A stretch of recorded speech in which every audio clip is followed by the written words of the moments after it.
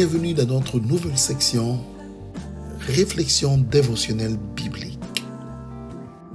La réflexion biblique d'aujourd'hui s'intitule La cité de rêve. L'information a identifié Orlando comme une ville de rêve. Parmi les causes de son attrait permanent et pour ses lieux les plus distingués sont Universal Studios, Walt Disney World, le Space Center de Kennedy, les plages, les musées, les parcs, la pêche sportive et les sports d'aventure. C'est confirmé à travers les années que des milliers de visiteurs recherchent le repos et le plaisir dans certains de ces divertissements, car cette ville offre une panoplie d'activités de rêve.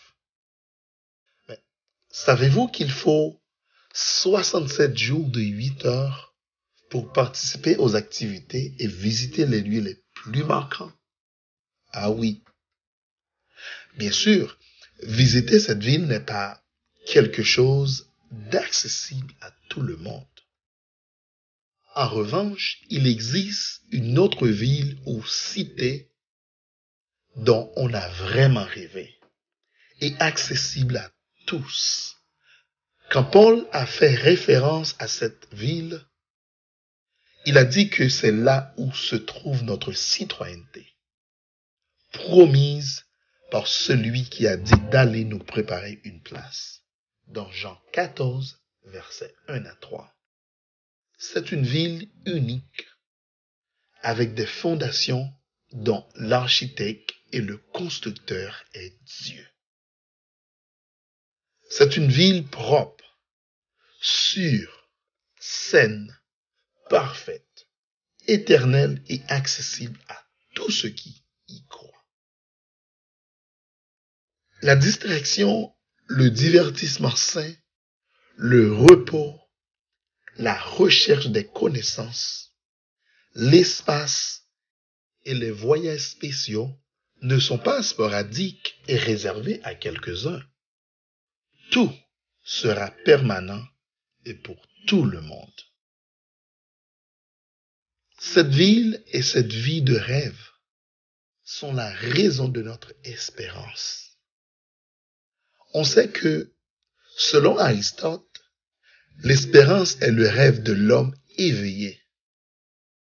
Un espoir qui n'est pas basé sur des poèmes, des philosophies ou des hypothèses, mais sur la parole sûre et puissante de Jésus-Christ. Amen. Cette citoyenneté fait de nous de nouveaux habitants, de nouvel habitat. Dieu restaurera ce qu'Adam et Ève ont perdu. C'est la même ville que les anciens patriarches aspiraient et nous espérons selon leurs promesses. Tous les souvenirs et les cicatrices d'un monde de péché seront balayés et effacés.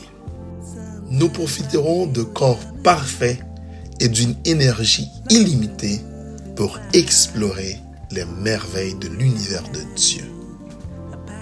Et au fur et à mesure que les années de l'éternité passeront, ils apporteront avec eux des révélations plus riches et encore plus glorieuses sur Dieu et le Christ. Comme la connaissance est progressive, l'amour, le respect et la joie augmenteront. Une nouvelle vie, une nouvelle ville, une nouvelle citoyenneté dans la ville rêvée de Dieu, la Nouvelle Jérusalem. Alors la question pour vous, êtes-vous prêts? Consacrez-vous du temps, des ressources et de l'engagement? Invitez-vous et engagez-vous d'autres personnes pour le voyage? La ville de rêve est prête. Le visa est approuvé. La réservation est faite. Le prix est payé et l'architecte nous attend. Et n'oublie pas, car Dieu a tant aimé le monde qu'il a donné son Fils unique, afin que quiconque croit en lui ne périsse point, mais qu'il ait la vie éternelle. À la prochaine. Que Dieu vous bénisse infiniment.